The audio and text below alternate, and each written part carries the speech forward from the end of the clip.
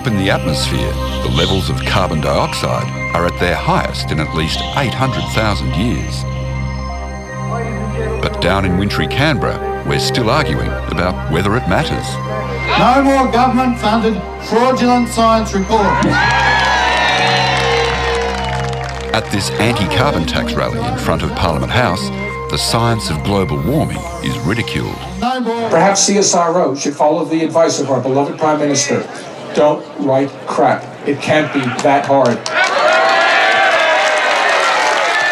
Carbon dioxide, we can't charge tax to God. He's the one that put it here. Carbon dioxide is not a pollutant. Why not? Why not? Because we need it to breathe, the plants need it to breathe. This protest movement takes a lack of understanding about how carbon emissions warm the atmosphere and amplifies it into a campaign to throw the whole government out at the next election. What we're seeing today is a distortion of science. We're seeing the damage that it can have. It can topple opposition leaders, it can topple even prime ministers. It doesn't matter about the science because it's turned into a religion.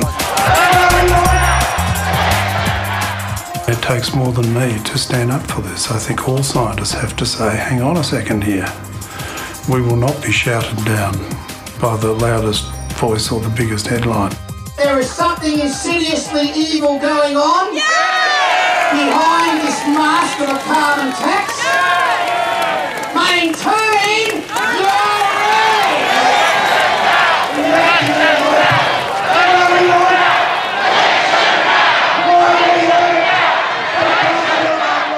The carbon tax debate is a lightning rod for a broadside not just on climate science, but on science generally, which concerns the scientific community enough to launch its own campaign. The Respect the Science campaign aims to help people understand how science is done and really understand the peer review process, so how ideas are formulated, how they're tested and retested. Anna Maria Arabia heads Science and Technology Australia, the peak body for 62 scientific societies with a collective membership of more than 68,000 scientists. Scientists are quite concerned about the way their profession is being devalued and, as individuals, how they feel they're under attack. I think they're intimidated by us. Why would they be intimidated?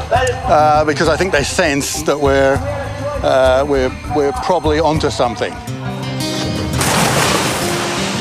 Marine biologist Ove Hugelberg is no stranger to climate controversy. A decade ago, his work on coral bleaching warned that a 2-degree rise in sea temperature could wipe out the barrier reef.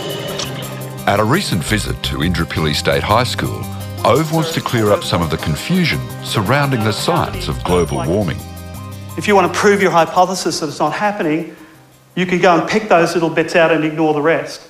But science doesn't work that way. Good science is all about looking at the complete picture and making a balanced assessment of the change. The trust in science that produces agriculture, medicine, engineering, bridges and so on, that we trust, that's the same science that produces our perspective on climate and on its impacts. Such trust has been lost here. At the heart of this protest is the notion that the people here can see through the carbon lies because they know better than most of the world's climate scientists. But science is based on evidence, not popular opinion. What next? Let's take a vote on whether the Earth is round? At a similar rally in Sydney earlier this year, that's exactly what Lord Monckton proposed should happen with climate science. They got the sums wrong. And what we are going to do is get the sums right. And the way we're going to do it is through the ballot box.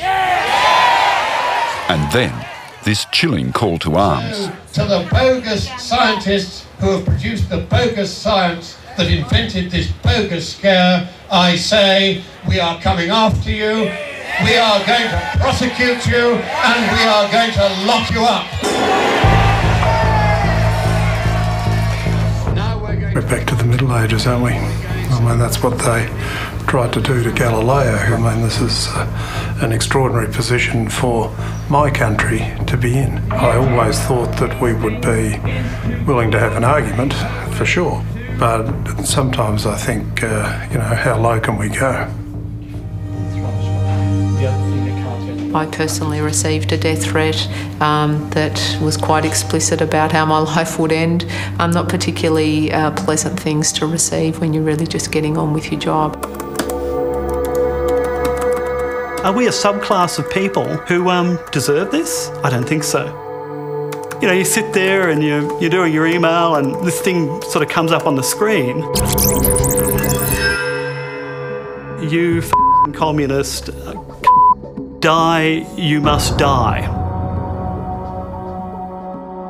The violence in the messages were just, I'm not a sissy, okay?